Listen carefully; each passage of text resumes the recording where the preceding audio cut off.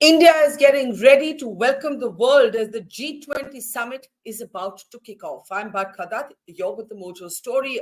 Of course, our special focus now is looking ahead at the big G20 Summit, a literal gathering of world leaders in India's national capital.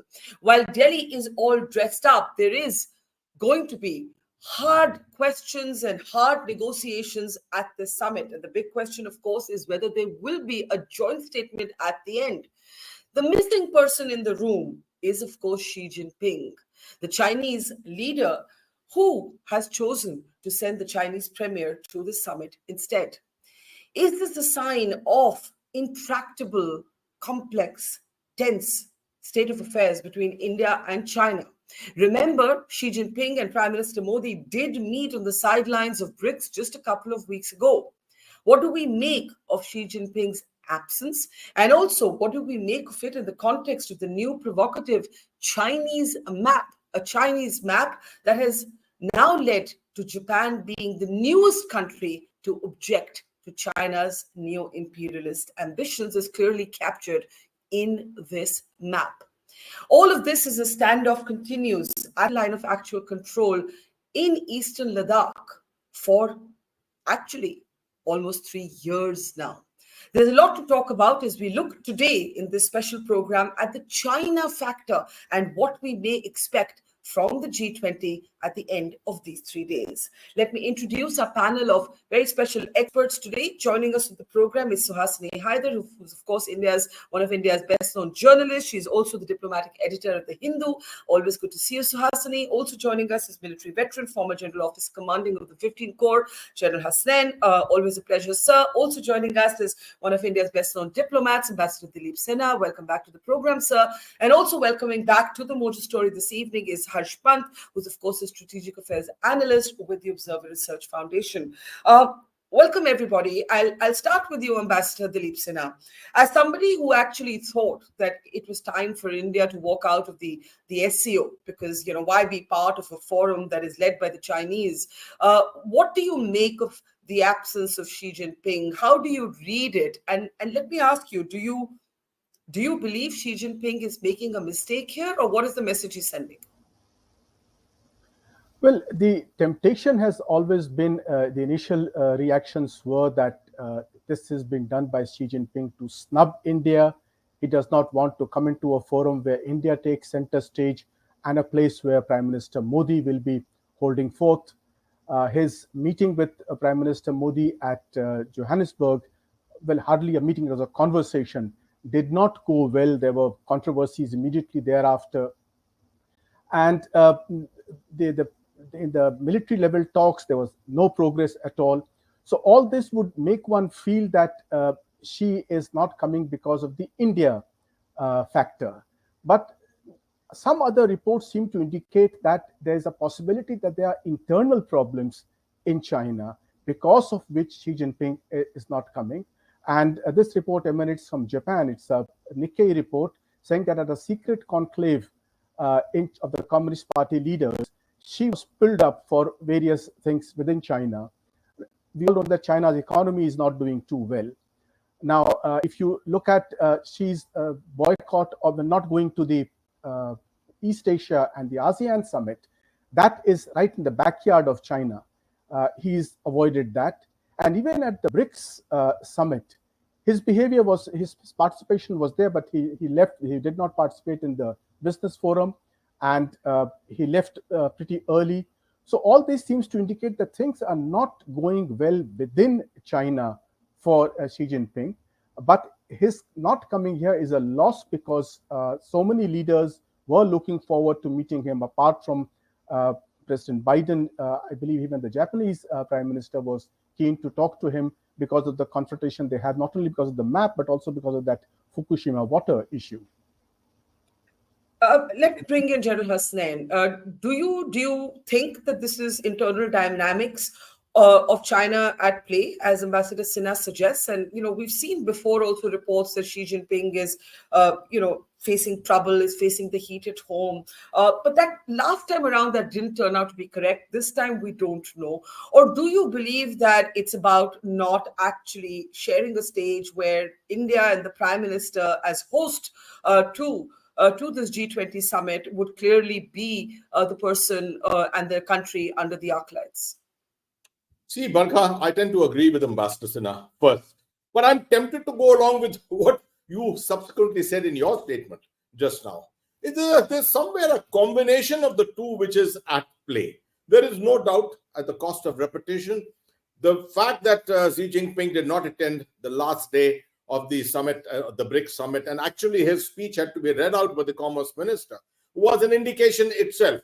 Besides that, many other things have been at play, and this latest report which has come from the Japanese media about him being pulled up by the previous various leaders of the CPC appears to be something which is cementing that perception.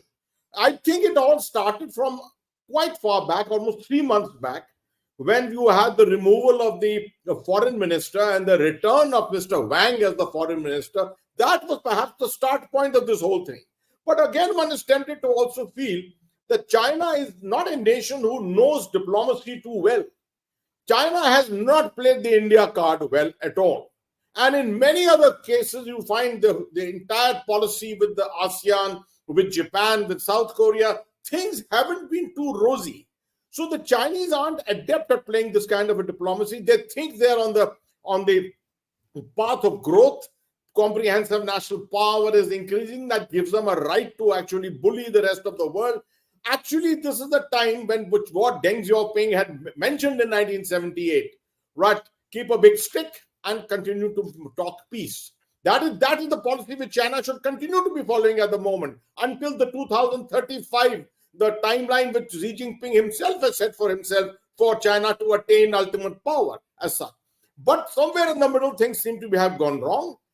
We are tempted to also think that it could be the India factor which is playing a role in this. I wrote on this, I analyzed on it, but within 48 hours, I started changing my mind because I did think that Xi Jinping has met Prime Minister Modi, maybe not met him very passionately at different meetings, but he's met him. And his presence here may have actually been good for China.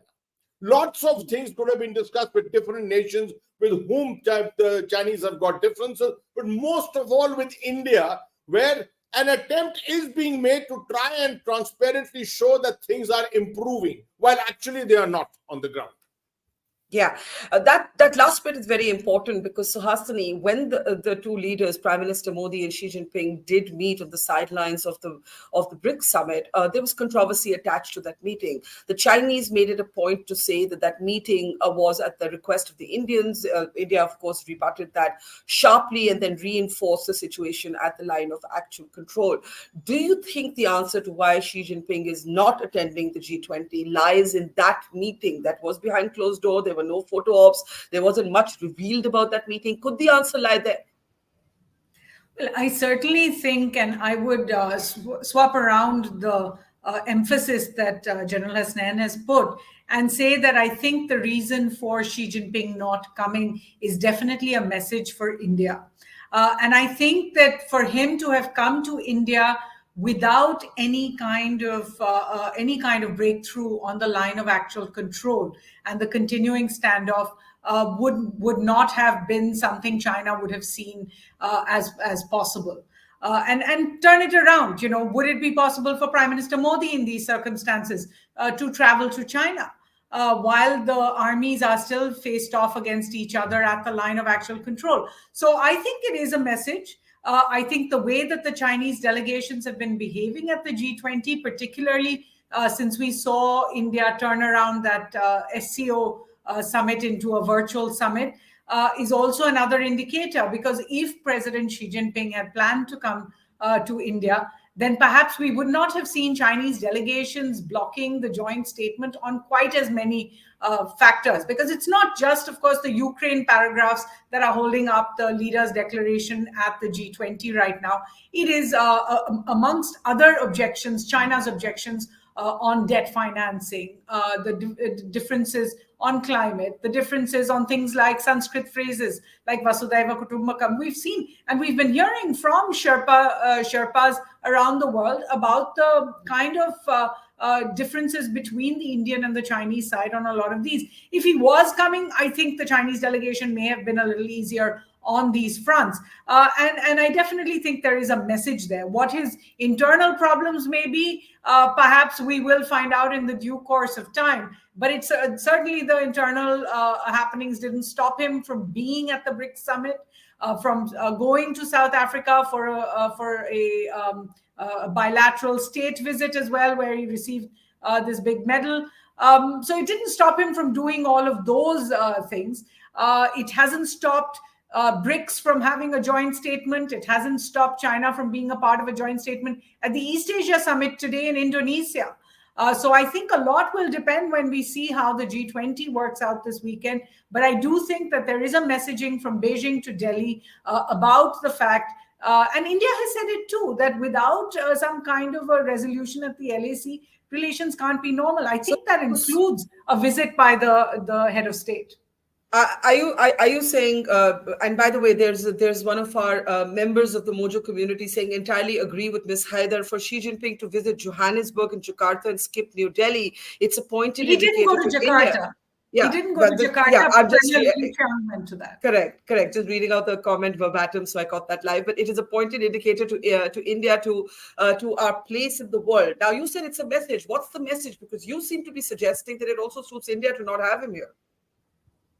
I think certainly it would have been very difficult without some kind of an announcement at the LAC. And remember, just before the Johannesburg meeting, we saw many messages going out from the LAC. The 19th round of commanders meetings was followed by more talks between the major generals there, trying to find a resolution to what India is saying are really the last two sticking points at the line of actual control, so that they can at least go forward and say there is some kind of a resolution here.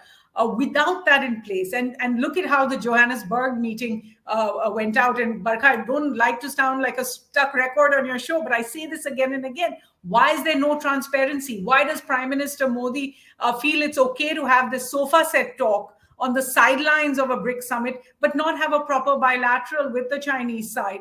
Because then there would be note takers. Then there would be some understanding of what the two leaders agreed to. Here we had a situation where the Foreign Secretary of India says the two leaders have agreed to direct their officials for an expeditious resolution and disengagement and de-escalation. And the Chinese side says no such thing. So there's no accountability to that meeting that was held in Johannesburg. And you're quite right. There may be a message that emanated really from the way things went down there.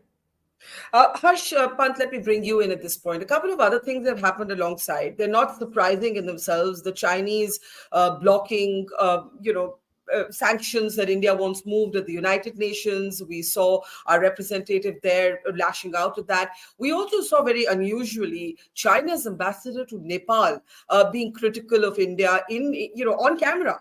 And then we saw politicians who tried to defend India, reportedly facing a mystery attack. All of this has happened in the last couple of days. I'm not a conspiracy theorist, but what do you think is going on? Barkha, I think there are two big picture issues here, which it would be interesting to think about. One is that India has finally started irritating China. This whole logic of India does not matter to China. India is secondary power. India does not.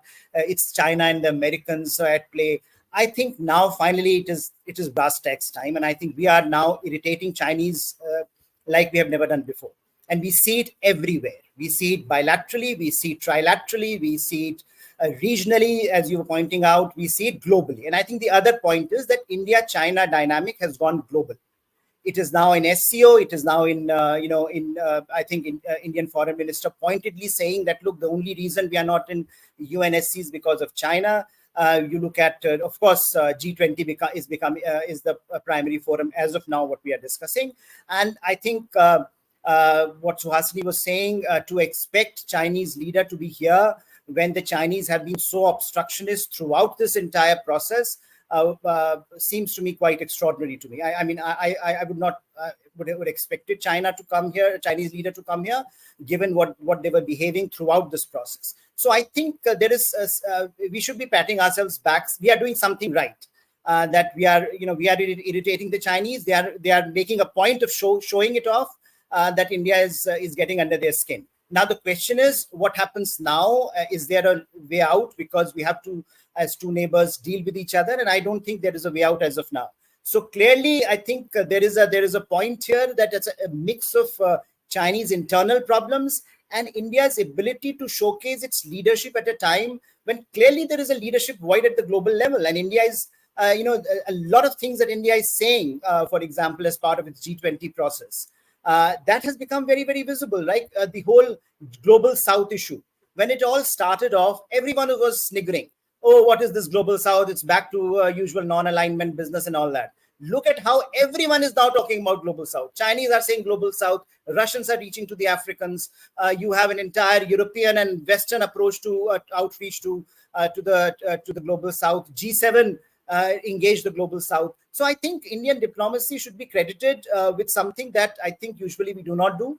That we are getting certain things right in our China policy. That is bilaterally and globally and regionally, Chinese are getting a message that India means business. India will go ahead and do things at its own terms, and Chinese will have to react. I think all of this time India was reacting. Now you see Chinese reacting. Things like missing out on G20 is a big deal. I think. Whether Chinese, whatever the argument Chinese put forth, at the end of the day, you are missing out on a very big ticket. Are you suggesting, Harsh, that Xi Jinping's absence is something to do with the signals that India has sent, that we're just fine if you don't come? In fact, we'd prefer it. I think so. It is. I think there are signals being sent all across. They are also sending us signals. We are also sending them signals. We are telling them, all right, if you want to be this obstructionist, then you will get a reception in India of a kind that perhaps you won't like. So I think coming to India and then, of course, figuring out that you are a bit lonely amongst the 19 odd other world leaders, that also something would be very irritating to the Chinese leader who likes to demonstrate that he's at the center of the global attention. Look how what he was doing in BRICS in Johannesburg. So he went there and there's a difference. Johannesburg was his field to play. New Delhi and Jakarta were not his fields to play. So he has decided not to come to Delhi, and he did not go to Jakarta because there is clearly a pushback from a number of countries. And I think India is at the heart of that contestation. Yeah, that's a very interesting idea of the General Hasnain, the idea of Xi Jinping having come to Delhi and being lonely, as it were. Do you want to jump in there? Because when Harsh was suggesting that India has finally started getting under Beijing's skin, I saw you smiling at that in agreement. Go ahead. Yes, Barkha, I did mention Chinese diplomatic capabilities, and we used to give a lot to them earlier. They somehow seem to outsmart a lot of people around the world. But it became very evident in the last couple of years that Chinese diplomacy is no great shakes. If you go back to 2020, with whatever happened in Galwan and along the LAC, I have always maintained that it was just an act of coercion which went berserk, which went wrong, over which China had no control at all. And actually, the Chinese were regretting it to a great extent because they really didn't know, they had not thought through this entire thing, and they didn't know where to take it beyond. This is exactly what Professor Harshpant is actually alluding to in a way, in the sense that it is Indian diplomacy which has come into the fore at the moment. And G20 has been a great opportunity. Last 10 months, ever since the Bali summit in November 2022, ever since the last 10 months, 200 meetings, 100,000 people have come to India. The India story has been told around the world. If this was happening with a quiet China and with internal rumblings also taking place in China, obviously the leadership in China would be worried. And they would not like to add to India's stature by coming in here. I'm not so sure about the aspect of it being lonely here. Yes, to an extent, he would be lonely here because they've actually cut themselves into a corner. That is the thing with the status at which China is at the moment. But there is no doubt about it that India's rise has actually unnerved China to a great extent. I wrote on this and I found a tremendous pushback from a lot of leadership in China trying to laugh at me and say, what, you mean to say India, the Indian actions are going to worry China. That's why I continue to think that actually China is worried. And before I come to Ambassador Hasnain, obviously your argument has provoked a kind of disagreement in this conversation, a limited disagreement, but still a disagreement. Do you want to jump in on why you're a little more cynical, obviously, about what's actually driving this absence? Well, no, I think everyone does pretty much agree that Xi Jinping's absence at the Indian G20 is a message. It's a message of discomfort with India at this time. Now, you can see it from everywhere. I personally don't think Xi Jinping would be completely lonely. And to be honest, if you had seen the visuals from the BRICS summit, and Brazil and South Africa are certainly members of, and Russia are certainly members of the G20 as well.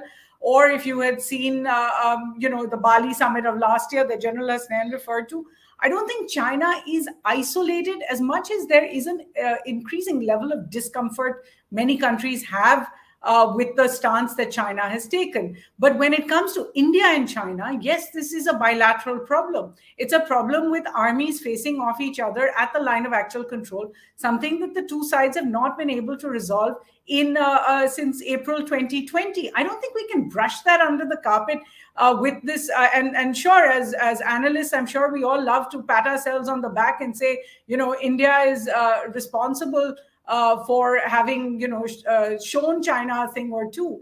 But I think at the end of the day, we do have to ask the basic question. India is the host of the G20. When three leaders don't show up, External Affairs Minister Jaishankar has quite rightly pointed out that several G20 summits happen and leaders don't show up. But here you have very specific reasons for leaders not showing up. And if Xi Jinping has gone to every G20, even the Rome one, which he missed because of COVID, he actually was part of it by a video conference, then the question does have to be asked, is this essentially a bilateral problem that India was not able to get over in order to bring all the guests together to the G20? So I think you can turn this argument any which way you want. There's no point saying that India is the host, but we didn't want the guests to come. At the end of the day, everybody wants a successful summit, which actually includes every possible guest that we can get. Let me bring in Ambassador Sinha on that point. Yes, it is an interesting formulation to say we're the host, but we're going to be quite okay if one of our guests doesn't show up. And I know I don't mean to be be reductionist about Professor Pant's argument, but I think that there is something to think about here. I think Suhasini is right. This is effectively right now a bilateral problem, and everybody has their own bilateral relations fashioned to their national interests, which is why Biden intriguingly said, "Oh, I was hoping to looking forward to meeting Xi Jinping." So everybody's going to run this bilaterally in the end. Ambassador Sinha. Well, yes, the fact that China is uncomfortable with India's assertiveness, and this can be seen most clearly in the case of the Chinese map, where India was the first country to protest, and thereafter a host of countries have protested, including Japan. Now, I don't know, I can't go back and think how many times in the past so many countries have protested against China's maps, but this time it has. So, in a very dramatic way, India. I mean, even the Russians. Yes, and they also, of course, China claims their island as well, and a lot of the territory in Manchuria. So there is this factor clearly that China is irritated with India, and China would like to send a message. The point really is that would she have come to India and try and upstage the conference, or at least represent Russia's point of view and Putin's point of view at the conference to ensure that the conference did not go the way the US and the West would want it to. A confident Xi Jinping would still have come to India despite all these difficulties.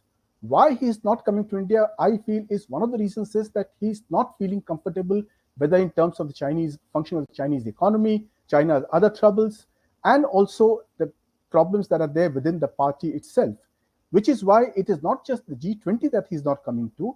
He's not gone to the ASEAN summit either, where in any case he would have been. And Indonesia is a fairly neutral country. Indonesia, of course, has refused to apply for BRICS, but otherwise Indonesia has been extremely conscious and concerned about China's sensitivities. If you look at the declaration they have adopted, they have not even referred to the South China Sea issue. So Indonesia is extremely concerned about that. So even there, Xi Jinping did not go. So the fact that China's internal problems have made Xi Jinping a little uncomfortable of trying to come to Delhi and take center stage here, even at a time when Prime Minister Modi as host would be the key person in the meeting.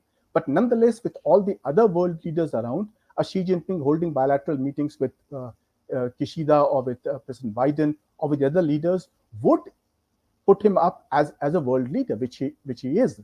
But the fact that he's uncertain of his own position and the difficulties. So you continue to believe it's more internal than external, the reason for his absence. Yes, I think he's not coming. He's certainly irritated with India. He's certainly sending a message across to India, and that was seen in the BRICS summit itself.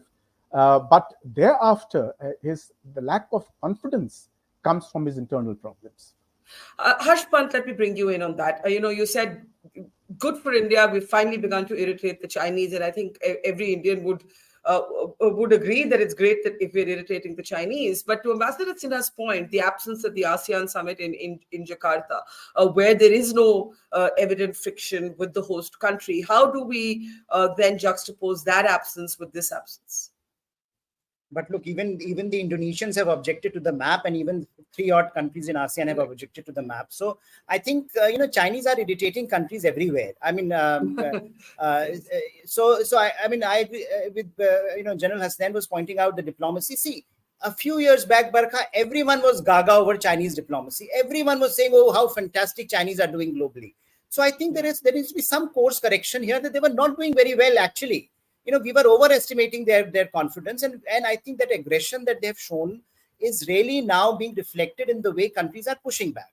Now, India, of course, India is not in any way claiming that we are a global power equal to China. But I think India has done something interesting. India has made G20 its very own. We have owned G20 in ways that no other country owned it. We have taken it to so many levels, and we have done something very interesting with it in terms of conversations that it has generated.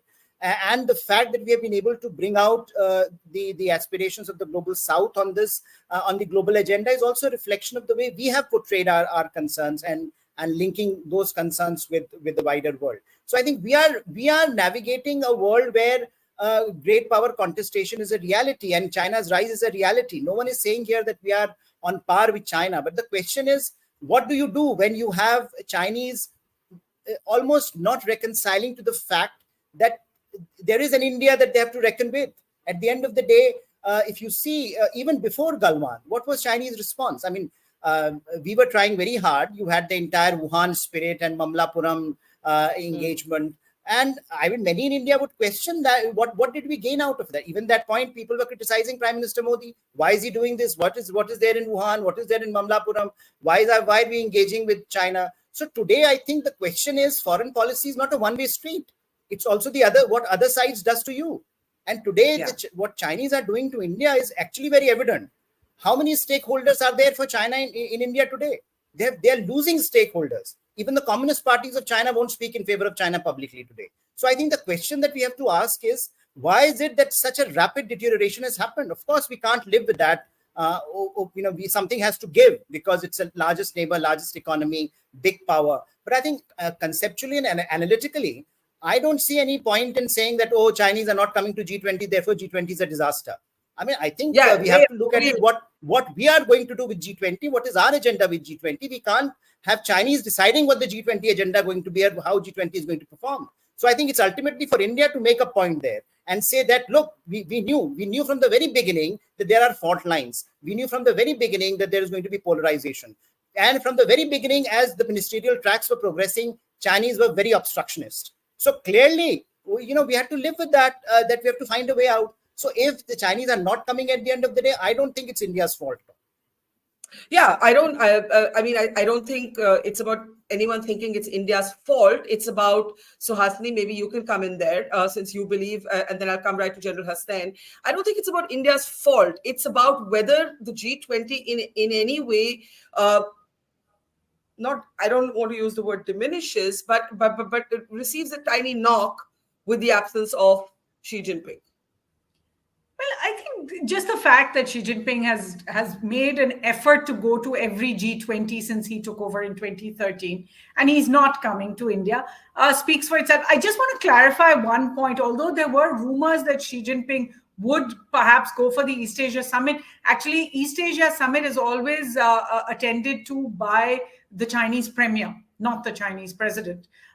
In fact, the rumors, I think, were fueled especially by the fact that there may have been some kind of détente between India and China. It is actually the US president who downgraded his attendance at the East Asia Summit this year by sending Vice President Kamala Harris instead. He had attended the EAS last year. I just wanted to clarify that it is normally the premier who goes to Indonesia.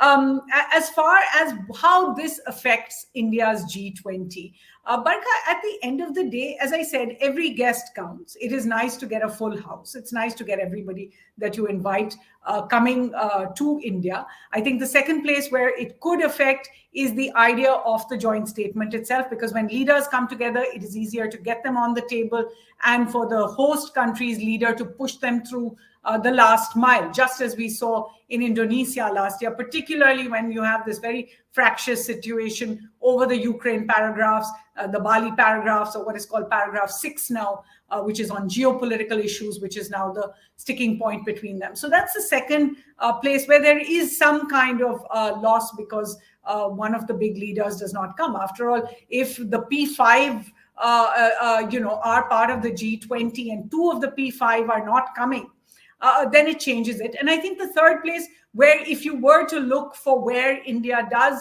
in a sense, lose something by the fact that all the leaders are not coming is because the government has made a point of saying India is a balancing power. It is a balancing power between the East and the West, the global North and the global South. If half that balance is not coming, and by that I mean Russia, China, because today the big, great global polarization is between the Russia-China combine on one side and the G7, if you like, on the other. You are actually looking at a slightly imbalanced group of people who are coming to this summit, as in you're not getting the one half of that balance. But I do agree with the others that at the end of the day, this is about India's G20, India's priorities at this G20, the African Union membership, for example, and other great priorities that India has put forward for the world. But I think the real issue is going to be on the joint declaration, because no G20 summit so far has failed to produce a leaders' declaration. And if there is no leaders' declaration come Sunday, then the question is going to be: is this a question about India, or is it about a question about the future of the G20 itself? Okay, let me take that in last comments to Ambassador Sinha and General Hasnain. To Ambassador Sinha, one of the points that Suhasini makes about the balancing power, people like yourselves, diplomats like yourselves, have actually argued that stop being the balancing power. Walk out of the SCO. Like, I remember talking to you at that time, and I think the point you made was, why are we being this balancing power? What would you say to that? And would India now continue to be that balancing power, or would there be a greater tilt towards one side, which is the West? Well, whether we like it or not, we will have to tilt towards that side, because the fact is that China is using organizations like the SCO and BRICS as building blocks for its own international order, China-dominated international order. And China not coming here to New Delhi is not just a snub to India, but also to the G20 itself. Because the G20 deals with global issues, global economic issues. And China not being there is a message that China is not interested in dealing with these matters, considering the fact that one of the factors of the current economic crisis is China itself, where there is a fear in the West that China will try to get out of its economic slowdown by exporting its problem. And that means that, and on the other issue, the issue of debt relief, again, China is the obstructionist power. So the process of deglobalization had started much before India took over the presidency of the G20. But now it has become much more acute. And in this G20 meeting, this is being reflected by the fact that the Russia-China combine is not present. So yes, the future of G20 especially if there is no declaration 2 days from now, then there will be a question mark on G20 itself. And there, India will have to clearly choose that India cannot be possibly with the Russia-China combined because of their attitude. India will have to go along with the majority of the G20 members and try and solve global problems in the best way that they can. Very interesting. General Hasnain, let me give you the last word. I think Harsh's Bijli went, so we lost him there, but let me give you the last word. And to pick up what both Suhasini and Ambassador Sinha have said about the possibility of there being no declaration and the Ukraine sort of difference of opinion not fully explaining that. Would that actually diminish the G20 as a concept if that happens?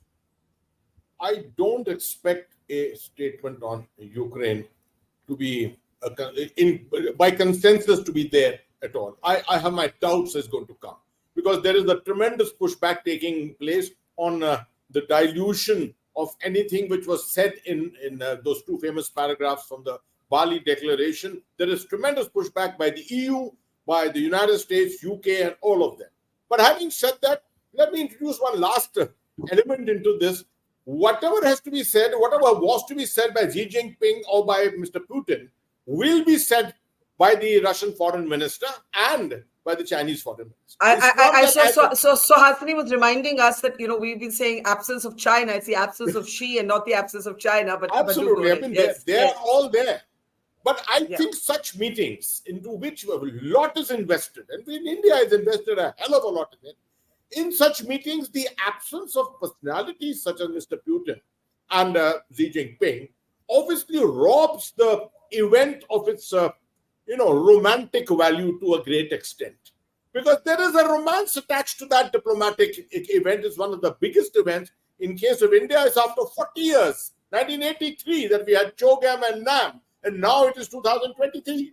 So, having said that, by simply not appearing, just having a no-show, there is also a diplomatic message going out that they would prefer to rob, not from Mr. Putin's side. Mr. Putin obviously spoken to Mr. Modi just a few days ago, but from the Chinese side, it appears that there is an attempt to rob India of that little element of an achievement, a final success of 200 meetings, 100,000 people having attended those meetings, 60 cities having been involved. No country in the world has taken G20 as seriously as India has done. And at the end of it, I think Xi did not want to cement that success.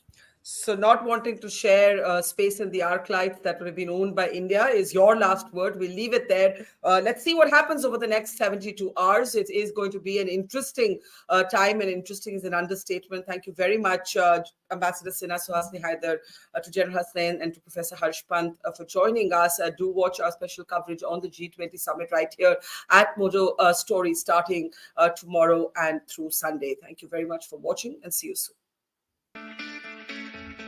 It's great to see you here. Thank you for watching our work. If you haven't subscribed yet, don't forget to click the bell icon and subscribe to Mojo Story and support independent, robust journalism.